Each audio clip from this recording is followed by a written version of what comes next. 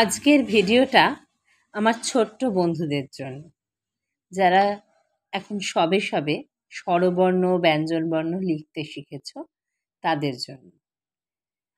আমরা অ থেকে ও পর্যন্ত স্বরবর্ণ আর ক থেকে চন্দ্রবিন্দু পর্যন্ত ব্যঞ্জনবর্ণ লেখা শিখছি বা শিখেই ফেলেছি।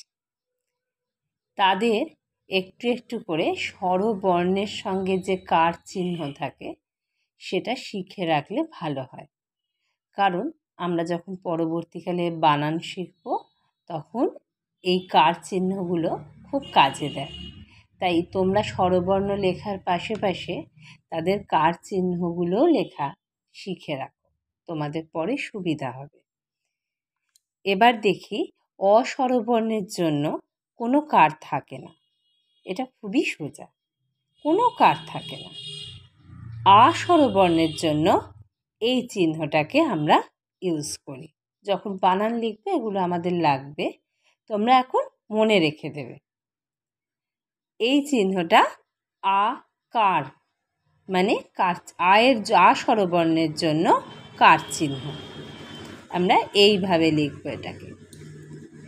এরপরে চলে যাই হ্রস্বইয়ের জন্য এই কার চিহ্ন, আমরা লিখব এইভাবে।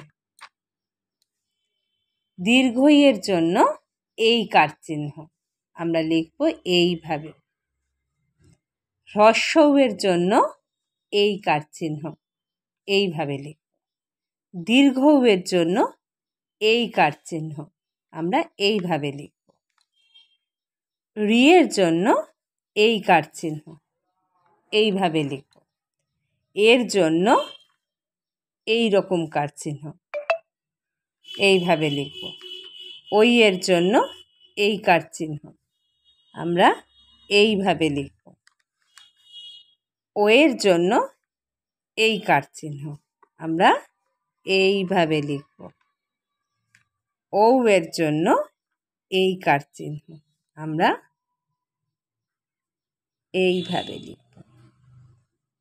এই কার চিহ্নগুলো তোমরা মনে রাখো, একটু একটু করে লেখা প্র্যাকটিস করো, তাহলে বানান শিখতে গেলে খুব সোজা মনে হবে।